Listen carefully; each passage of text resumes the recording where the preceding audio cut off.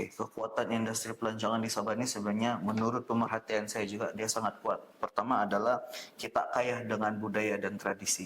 Di situ menjadi satu aset penting utama kita dalam sektor pelancongan.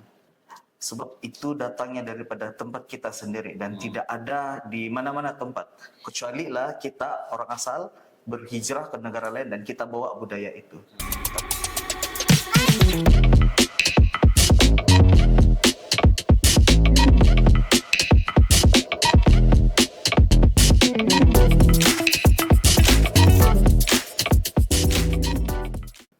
Hai guys, hello semua.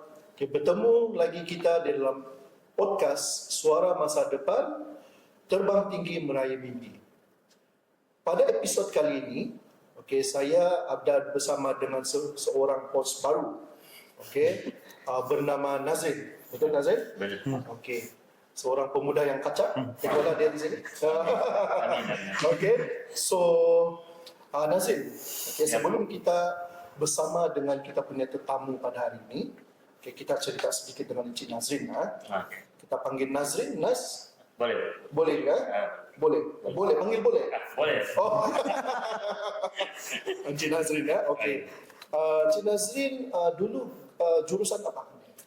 Saya jurusan ekonomi perniagaan. Ijazah ekonomi perniagaan. Dari mana? Dari UiTM. UiTM Sabah. UiTM Sabah. IKK saja. Okey, alright. So sekarang ni di bawah jabatan pemasaran lah. Iya betul. Okey.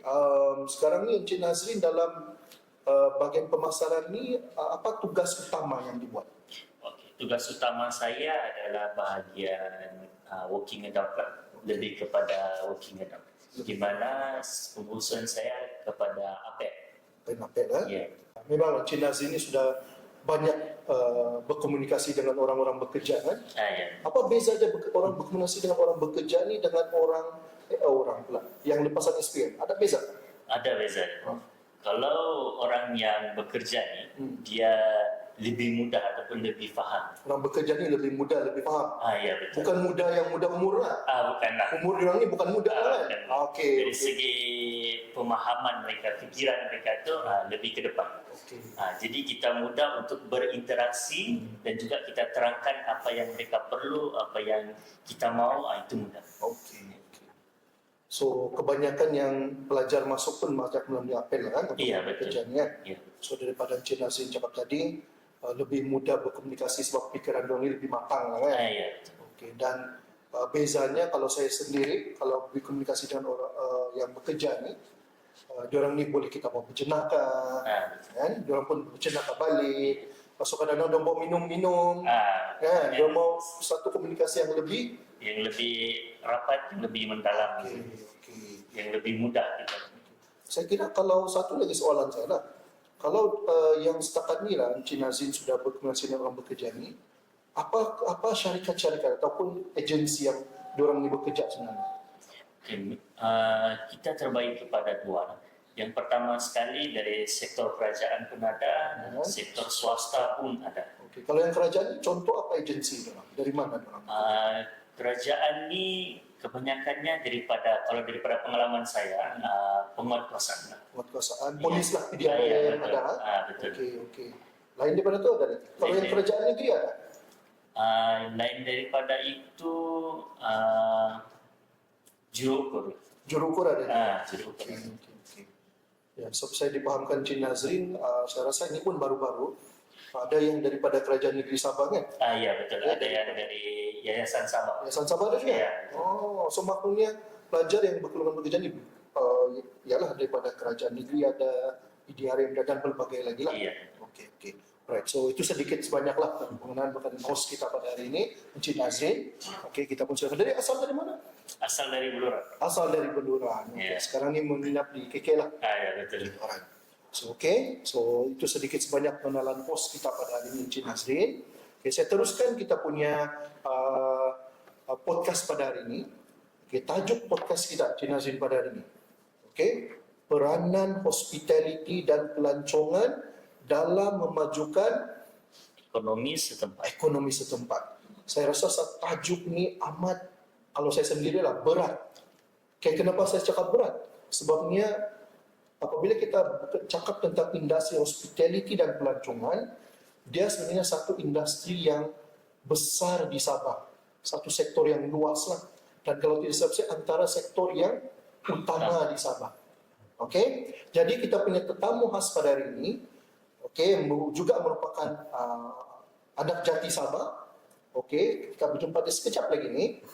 Okey, beliau merupakan dekan, okey, Faculty of Hospitality and Tourism.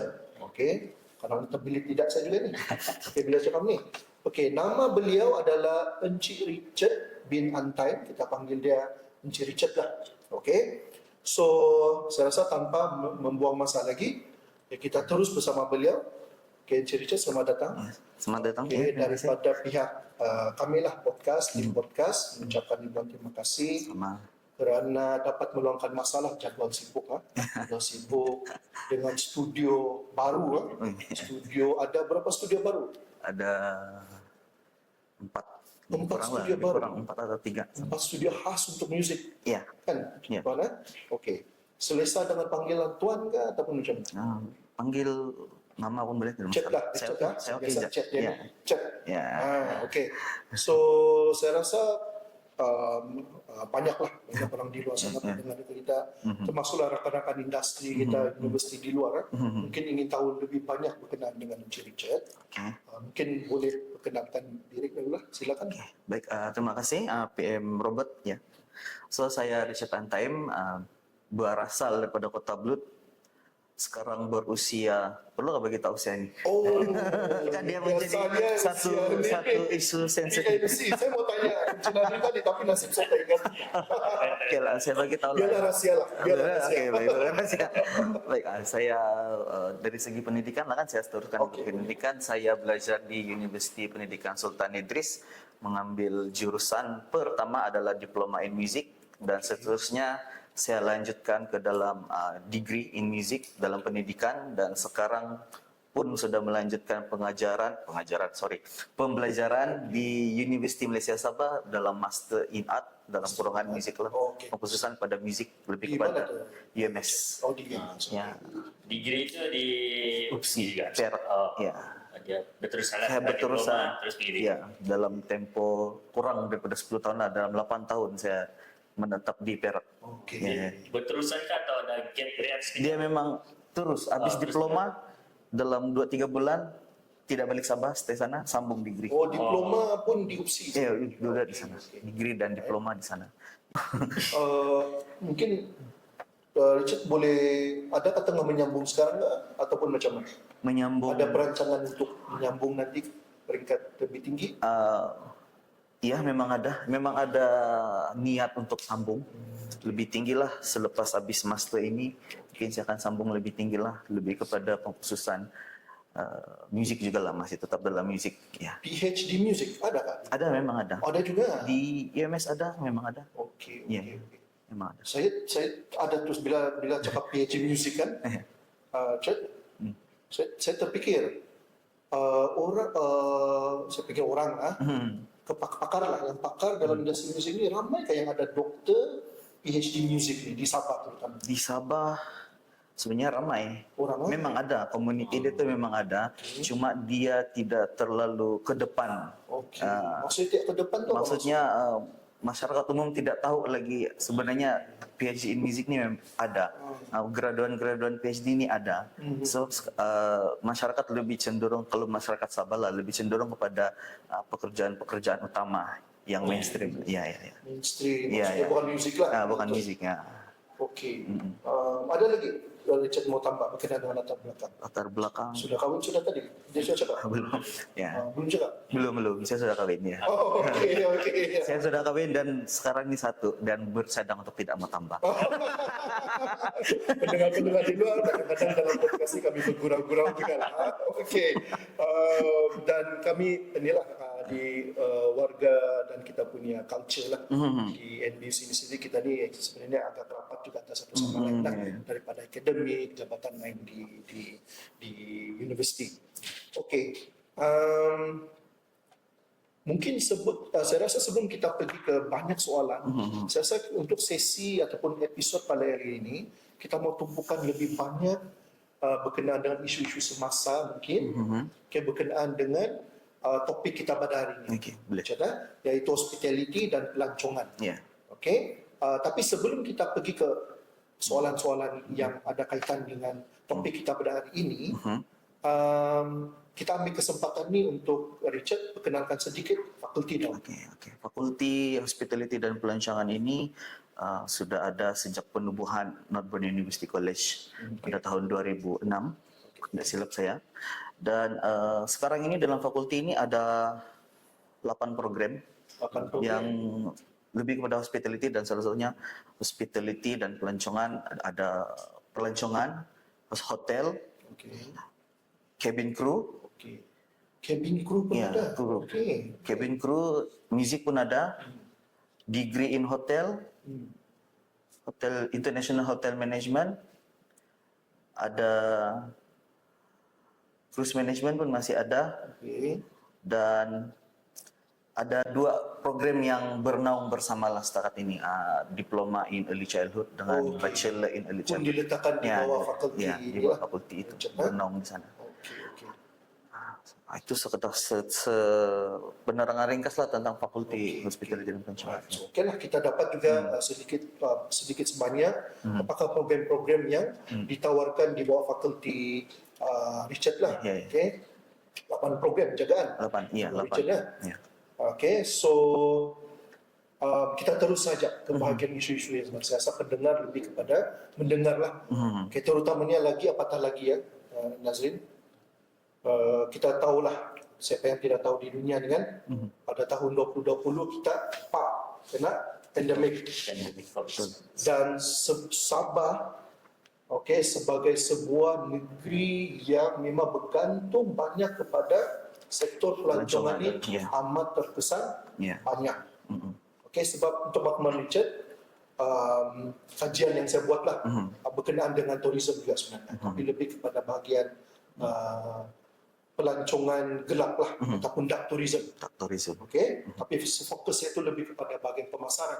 Cumanya apabila saya banyak baca banyak artikel, kita memang terkesan banyak. Saya kongsi saja lah.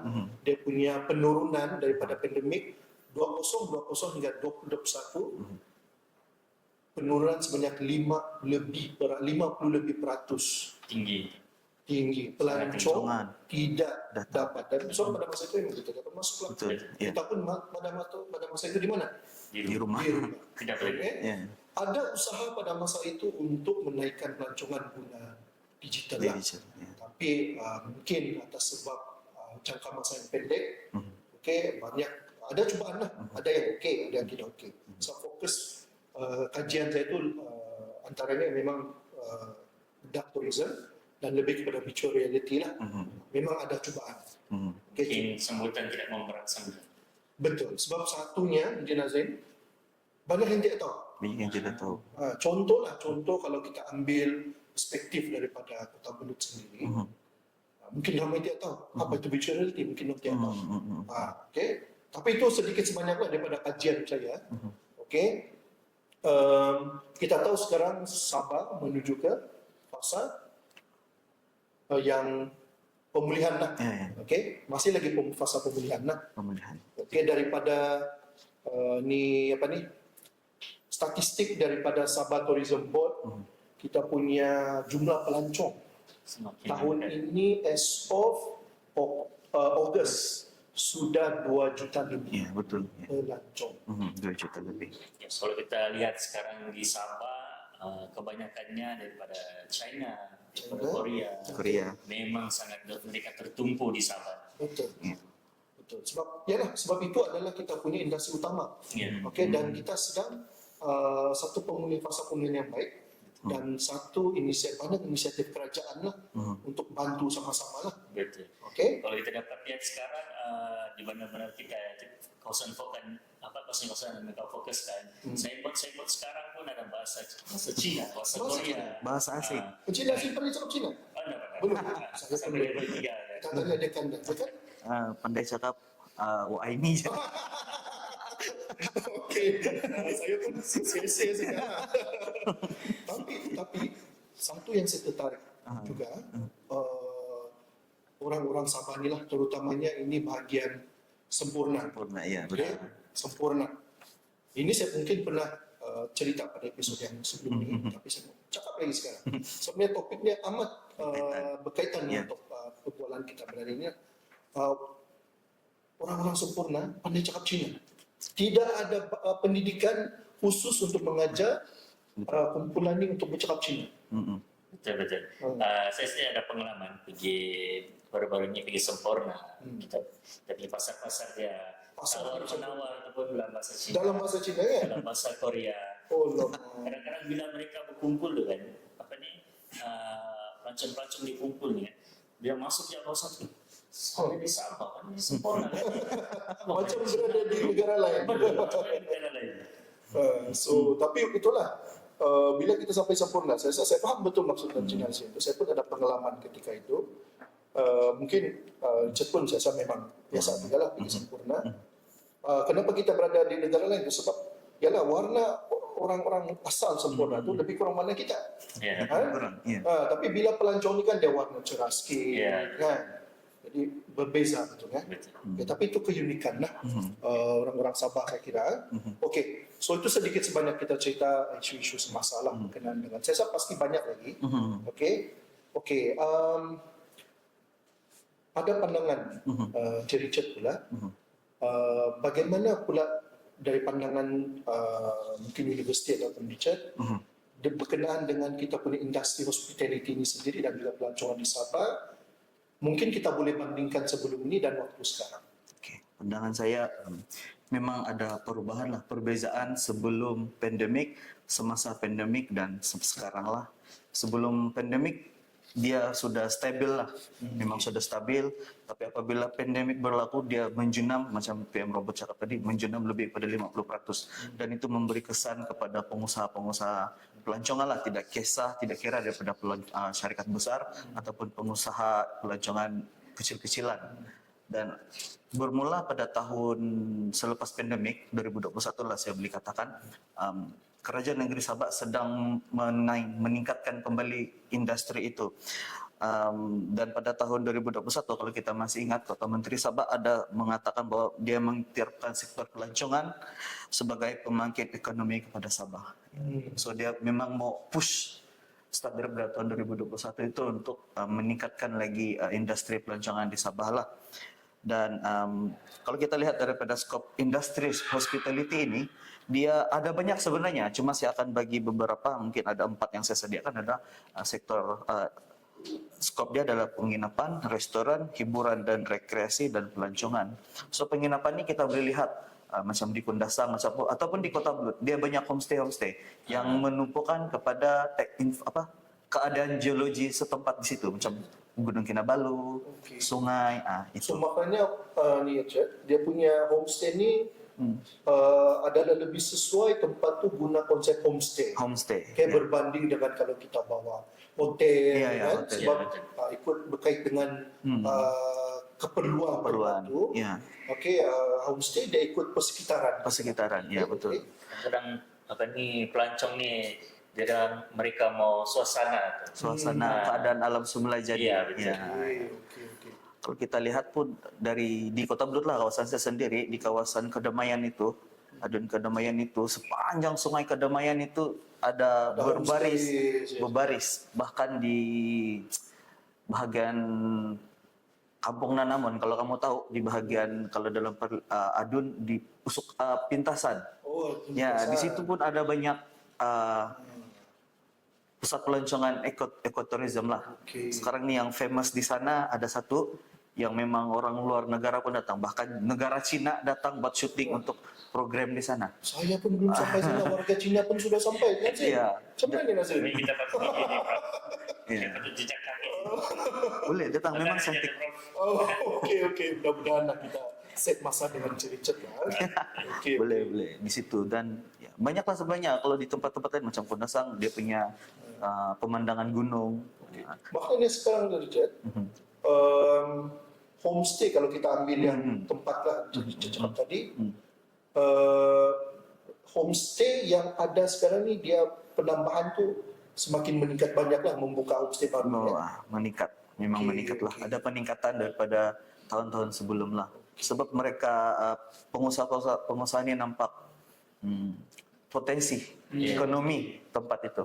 So mereka bangunkan supaya menjadi sumber pendapatan komunitas setempat di situ. Apa yang menarik sebenarnya yang sampai dorang pun membuka homestay? Selalunya menarik pemandangan lah yang menjadi perhatian pelancong dalam dan luar negara adalah pemandangan. Pemandangan sungai, Gunung Kinabalu, dan ikan yang menggigit. Ya itu. Sebab kalau nak silap saya, kalau Kota Belud ni, kalau kita banding dengan Ranau lah, Kota Belud ni kalau Gunung Kinabalu kita tengok bahagian belakang kan. Ya betul. Dan diorang ni mau merasa kawasan kampung lah dengan sungai kan.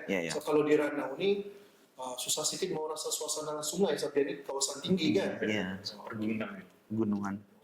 Cantik sekali lah. So nampak sekali saya hubung kait dengan inisiatif kerajaan tadi lah, Encik Richard masukkan tadi untuk menaikkan semula ekonomi Sabah dengan merancangkan pembinaan pembukaan homestay.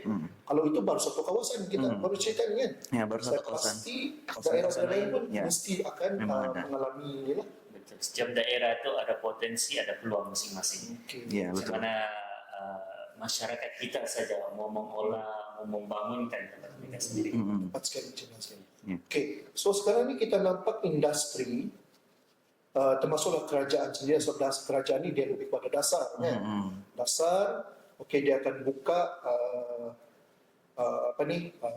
polisi-polisi dasar-dasar lah. Okey, mungkin untuk membuka homestay, okey, dia punya syarat lebih mudah berbanding sebelum ni. Okay, mungkin daripada segi dana bantuan pun memang lebih banyak. Kalau kita nampak banyak lah. Kalau kita ambil aspek daripada Kota Belud. Okay, daripada perspektif universiti pula, kita nampak industri ini semakin banyak. Okay, dan saya pasti, ini pendapat saya dulu lah.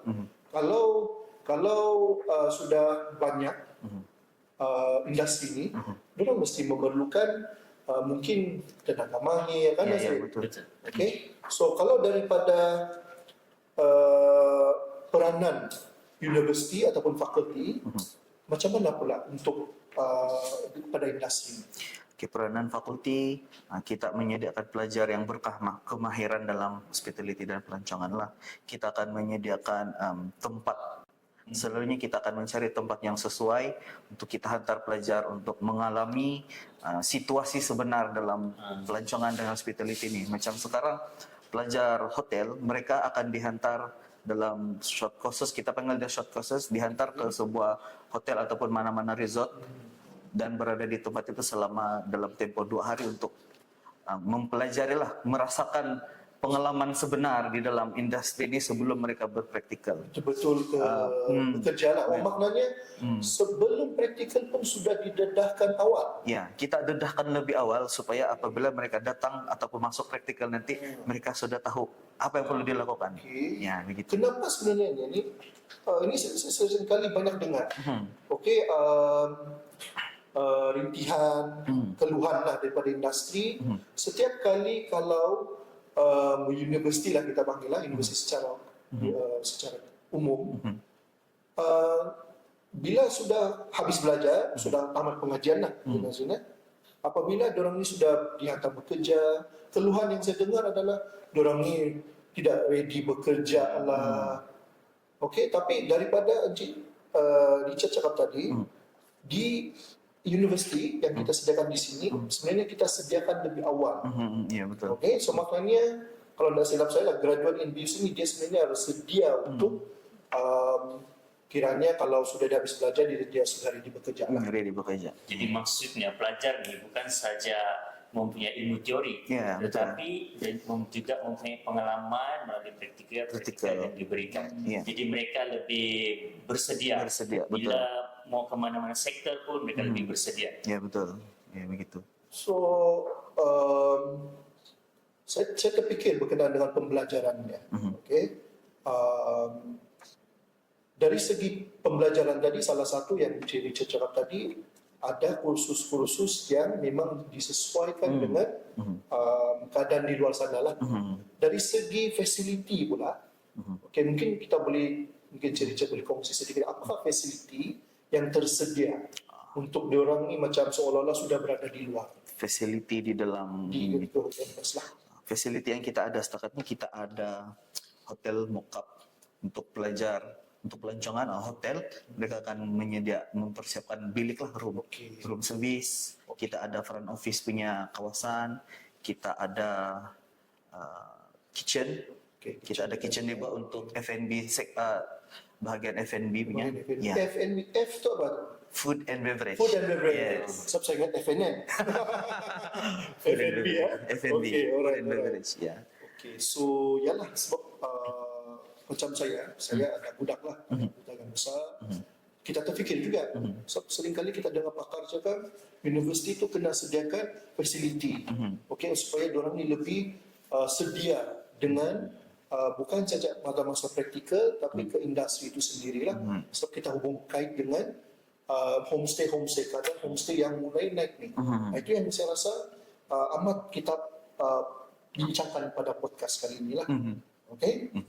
Yalah, sebab kita dengar ada ibu bapa cakap, ini saya seringkali ada gap, saya terfikir selalu. Kita seringkali cakap Sabah ni, industri utama adalah sektor pelancongan, hospitality, banyak peluang kerja. Tapi berlaku pula banyak graduan yang tidak dapat kerja. Yeah. So ada gap di sana lah yang saya rasa kita di universiti para pemikir untuk sama-sama berfikir lah. Saya rasa sepanjang nanti podcast kita pada hari ini kita cuba. Jadi kita cuba untuk bantulah golongan-golongan itu, masuklah saya sendiri, mungkin Nazrin pun, okay, untuk kita lebih close the gap. Okay, Cik. Okay, tadi saya ada sedikit tanya lah, saya dah tanyakan tadi berkenaan dengan satu isu yang saya rasa isu yang bukan baru lah, okay, di mana isu graduan, okay, tidak diterima, okay, dan juga di Sabah ni kalau kita topik pada hari ini hospitality dan pelancongan yang merupakan industri utama, salah satu industri utama di Sabah. Okay, pada pandangan Cik Richard kan, peranan universiti, macam mana yang permasalahan tadi itu, apakah peranan universiti boleh mengurangkan jurang?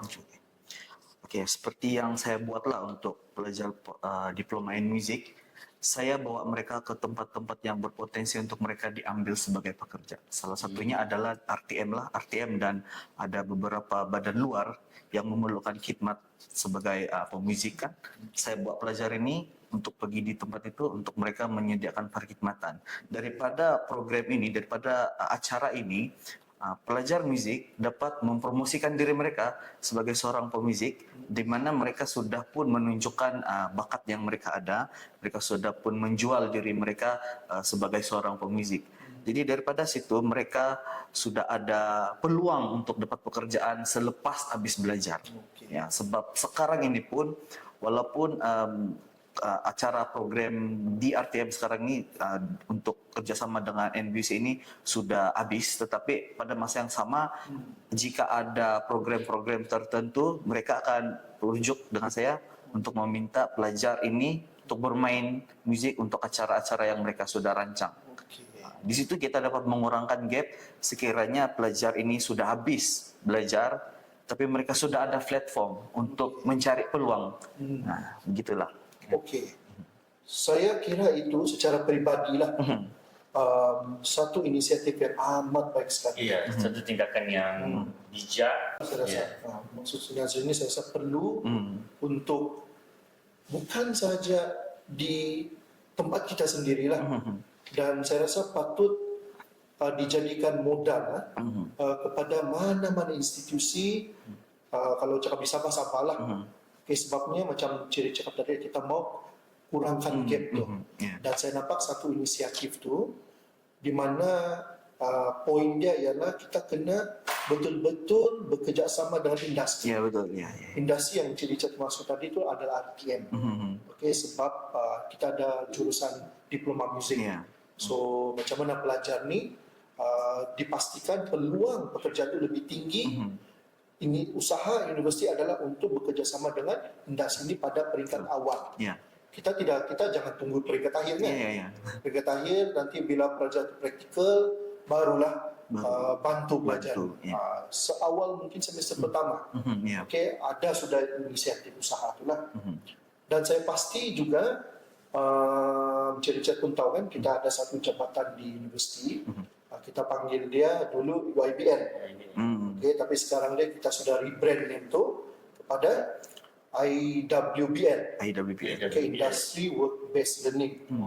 Ini adalah jabatan khas di universiti untuk bekerjasama dengan industri, tapi di mana fakulti itu yang akan bekerjasama dengan jabatan ni lah, bekerjasama dengan ATM. Dan saya pasti kalau dari segi hospitality dan pelacuran kita juga telah mewujudkan banyak MOU. Kan jadi betul. dengan universitas, hotel-hotel, resort. Okay, untuk inilah macam ciri-ciri kita mau close to gap tu. Jadi maksudnya jabatan-jabatan yang Prof. Robert sebutkan tadi itu khususan dia sebenarnya untuk membantu pelajar. Betul. Ya. Dan saya kira sebab bila kita cakap isu pengangguran itu, dia sebenarnya bukan berlaku di satu universiti saja. Dia berlaku di keseluruhan. Semua. Dan inilah kalau saya boleh sahutlah kepada orang ramai yang berada di universiti yang lain pun betul-betul memfokuskan inisiatif seperti begini. Okey, sebab orang cakap kalau bukan kita siapa lagi? Okey, ya. Kalau daripada saya, kalau kita lihat, kita berkata tentang industri pelancongan dan hospitality di Malaysia ni, bagaimana pandangan Cik Richard, sejauh manakah kekuatan industri ini di Sabah? Okey, kekuatan industri pelancongan di Sabah ini sebenarnya menurut pemerhatian saya juga dia sangat kuat. Pertama adalah kita kaya dengan budaya dan tradisi. Di situ menjadi satu aset penting utama kita dalam sektor pelancongan. Sebab itu datangnya daripada tempat kita sendiri dan tidak ada di mana-mana tempat. Kecuali lah kita orang asal berhijrah ke negara lain dan kita bawa budaya itu. Tapi kalau dari pendapat saya memang kita kaya dengan aset utama kita adalah pasaran tradisional lah. Budaya, makanan, budaya dan muzik. Kebudayaan dan juga kita punya tradisi ini menjadi tarikan kepada orang luar. Dan kalau kita tengok pun di Sabah ini kita ada satu acara yang orang bilang sudah diiktiraf sebagai acara kebudayaan peringkat negara, peringkat nasional, itu acara Pesta Keamatan. Dia sudah sudah diiktiraf sebagai acara negara nasional, dan di situ sekaligus kita sudah mempromosikan pelancongan budaya kita kepada masyarakat luar, bukan saja di Semenanjung tetapi sekitar negara yang ada di sekitar Malaysia, bahkan di Eropah, di China, di Korea, di Jepun. Itu kalau kebudayaan sama tradisi kita nih, kalau bagi kita macam lumrah, macam kebiasaan kita. Tapi untuk orang luar, dia sangat luar biasa. Dia berbeza lah, tidak sama ya. Kalau saya boleh kaitkan sedikitlah berkenaan dengan kajian yang saya buat sebelum ini juga. Betul, saya setuju. Sabah, kalau kita termasuklah kita punya rakan kongsi negara lah, Tanah Melayu, Sarawak, Sabah dan Sarawak ni macam Encik cakap tadi lah, kita kaya dengan budaya dan tradisi. Sabah sendiri lebih kurang 60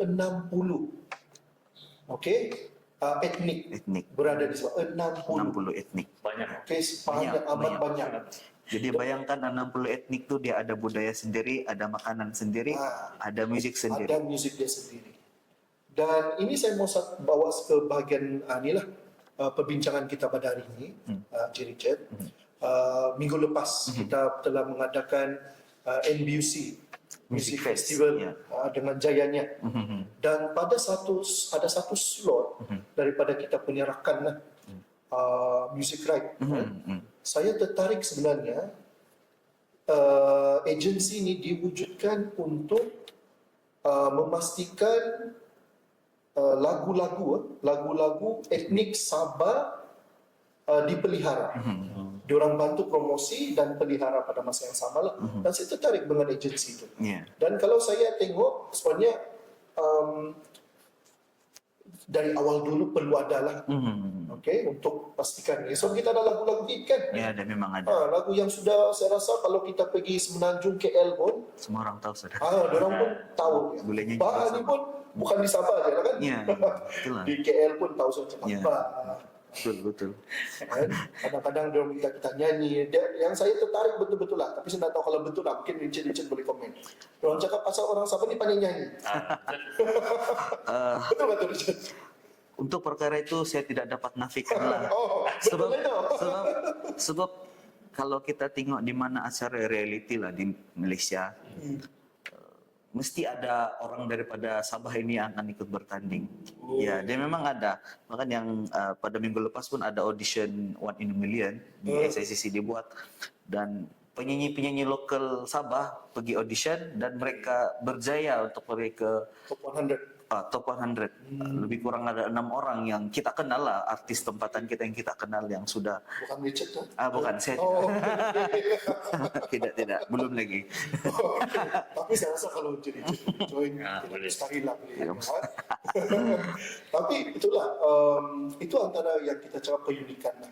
Sebab itu mungkin kalau kita cerita dia satu aspek yang kecil kan, tapi dia berhubung kait dengan budaya, tradisi. Tapi budaya dan tradisi ini berhubung kait dengan hospitality dan juga pelancongan. Ya, sebab hospitality ini merujuk kepada perkhidmatan yang kita sediakan. Betul. Kita macam ada semua sentuh sedikit lah yang Cik cakap tadi, iaitu pelajar tu dia kalau sebaiknya kena jual diri. Lain lah saya bilang. Kalau macam saya dengar lain lah kan maksudnya. Tapi kita faham apa Kita maksudnya. paham maksudnya, promosi. Maksudnya graduan tu sebaiknya kalau sudah berada belajar lah kan maksudnya Richard, dia kena patut promosikan diri. Iya, betul ya. Kan? Ya. Tidak kira lah dia pelajar jurusan ini, jurusan itu, di universiti ini. Dia kena mampu untuk mempromosikan Ya, diri betul, dia lah. betul. Kita Mampu kena berdaya saing. Okey, supaya dia lebih berdaya saing lah. Lebih bersaing. Itu maksudnya Cik Nazim. Okey. Kalau dari segi pandangan diri saya sebagai seorang masyarakat, okey. Jadi adakah dasar kerajaan pusat ataupun kerajaan negeri Sabah menggalakkan penglibatan rakyat dalam sektor? Soalan dia ni sudah dasar sikit lah. Kita boleh mungkin kita boleh ambil pandangan umum. Saya macam mana kerajaan tu membantu masyarakat ni terlibat dalam sektor ni. Mungkin ada masyarakat yang kelebihan dari segi ada tanah, ada modal dan sebagainya. Jadi macam mana kerajaan Yang mau maksudnya di sini Cik Nazim sebelum Cik jawab lah. Maksud di sini dia ada tanah tadilah kan, dia ada tanah, dia mungkin tanah tu berada di Kota Belut, tepi sungai. Tapi dia tidak tahu macam mana untuk membuka perniagaan. Itu maksudnya kan? Okey, mungkin kita dengar sedikit pandangan lah daripada Cik. Untuk itu sebenarnya ada badan-badan kerajaan yang menyediakan dana. Memang ada dana, cuma kita kena mintalah apply dia. Ya, kita kena apply. Cuma saya tidak berapa ingat apa dia punya badan itu. Tapi bagian badan kerajaan negeri lah. Saya kemungkinan kalau saya teka lah. Sebab kalau dari segi Kementerian Pelancongan Ya. dan kerajaan negeri Ada. kerajaan pusat pun ada juga Ya. lah. Semaknanya untuk mendapatkan grant ni ataupun bantuan kan? Bantuannya. Okey, sebab dia selaras dengan dasar tadi lah. Kalau betul lah saya cakap ni orang rakyat lah, rakyat umum bantuan ada. Macam ciri-ciri tadi Kota Belut ada. Memang ada. Okey, homestay dia naik sebab mungkin warga-warga di Kota Belut dia sudah nampak bantuan ni di sini, bantuan yang tu di sana. Ya. Okey. So itulah mungkin Encik Nazim ada tanah mungkin. Belum ada nazar sikit. Ada, okey. Berapa kilo? Tanya ni. Mau join venture mungkin. Tapi ya, kalau kita berbalik kepada fokus utama kita untuk keadaan ini, inisiatif kerajaan banyak. Memang banyak, ya betul. Dasar itu sendiri pun sudah cuba bantulah. Cuba bantu. Rakyat. Tidak kisahlah daripada lapisan perniagaan. Tidak kiralah daripada lapisan graduan. Okey, tapi kalau graduan itu sudah semestinya bantuan sokongan itu lebih banyak di peringkat universiti lah, macam peringkat fakulti tadi. Banyak inisiatif yang Banyak. Okey, sebabnya kalau sektor itu sudah bertambah pesat, Sudah semestinya tenaga mahir itu perlu. Nah, Siapa lagi yang mengisi tenaga mahir Ya, kalau mesti. bukan graduan itu sendiri? Iya, Kan? betul. Tapi mungkin sebab kita masih lagi kita boleh kategorikan dalam fasa pemulihan lah. Iya. Tapi satu fasa pemulihan yang mencanak naik lah.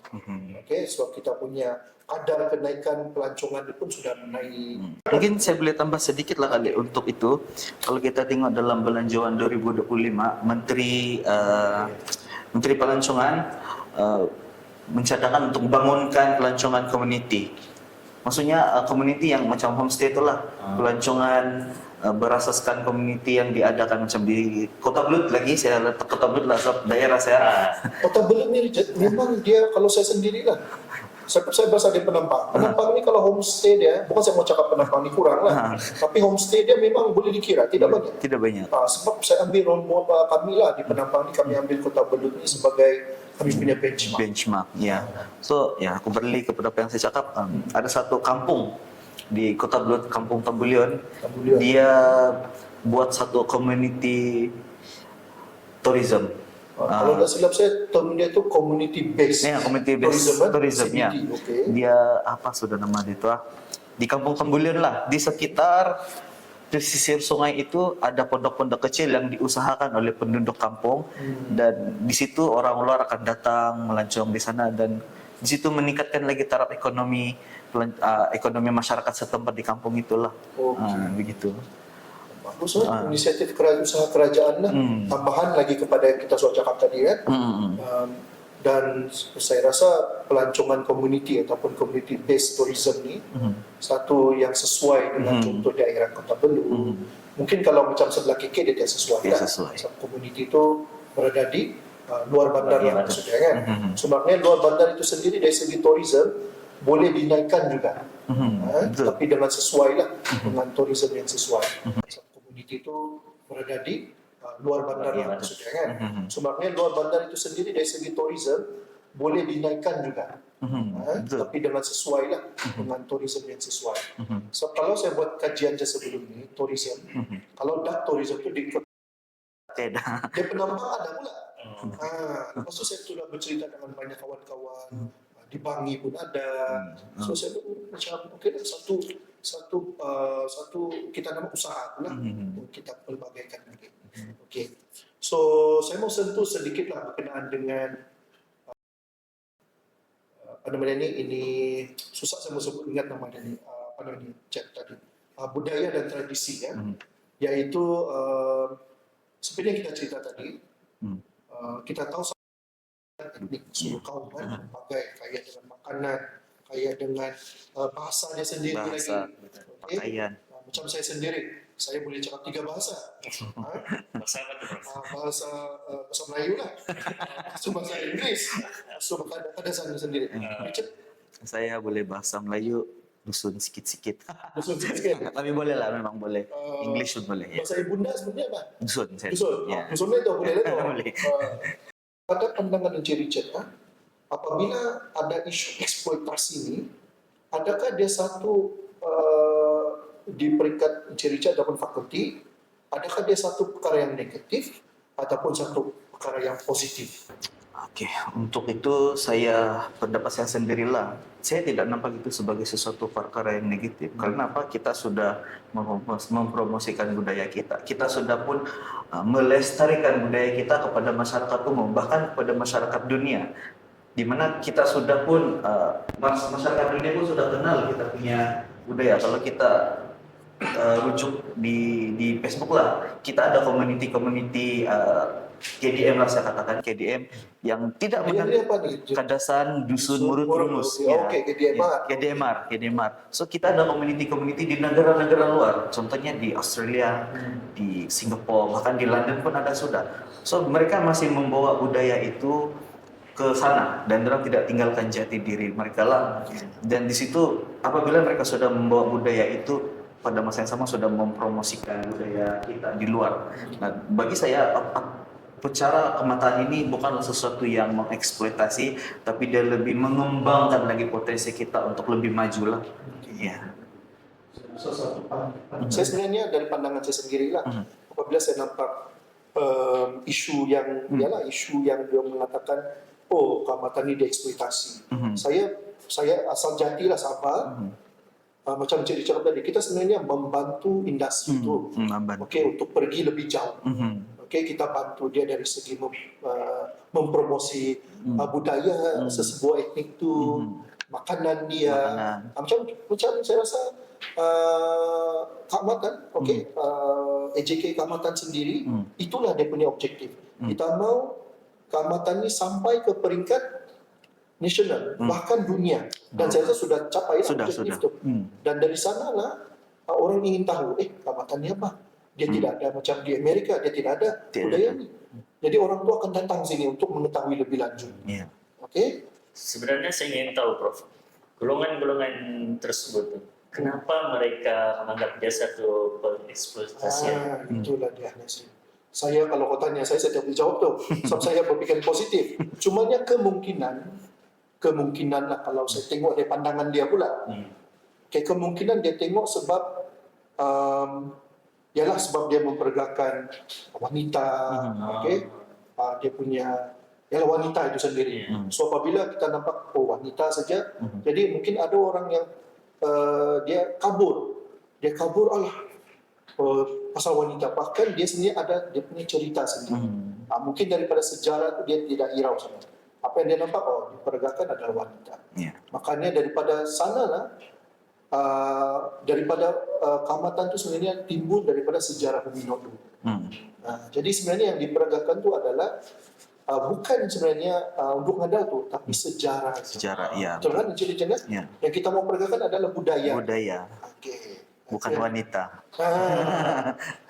Supaya nanti orang macam di luar dia akan tanya, cantiklah baju dari penampang tu, penampang.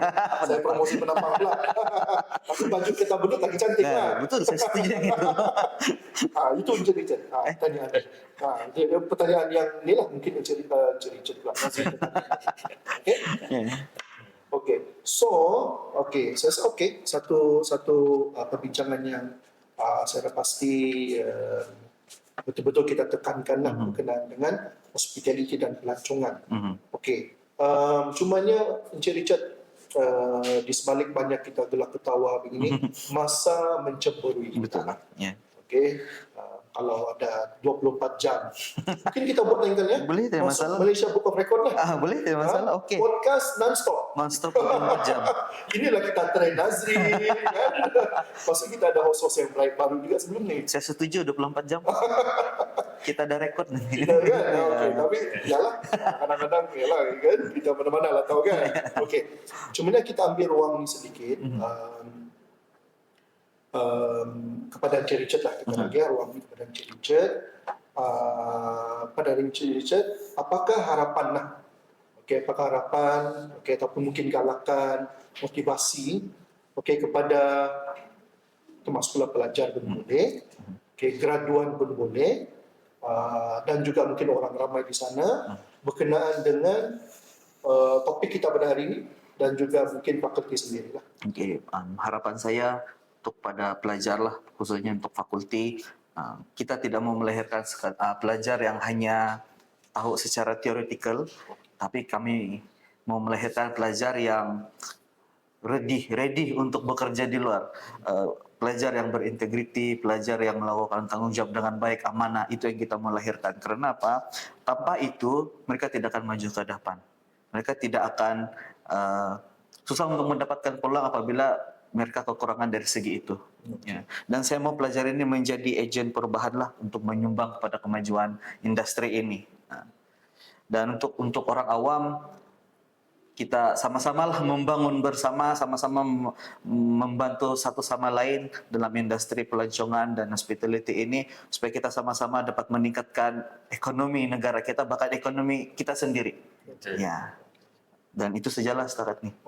Alright. Saya rasa satu message yang amat penuh bermakna lah, terutamanya topik kita pada hari ini, iaitu hospitality dan pelancongan, yang sebaiknya memang satu ekonomi yang boleh menaik taraf, bukan saja di sekitar bandar dan juga bandar itu sendiri, dan memberi impak melalui message cerita tadi lah. So kita sudah berada di penghujung segmen kita pada hari ini. So kami dari host, Robert dan juga Cik Nazrin. Amat berterima kasih sekali lagi kepada Cik Richard yang merupakan dekan FAUD, singkatan dia lah. Semoga kita bertemu lagi pada episod yang lain. Bye. Terima kasih. Eh, so. Ya.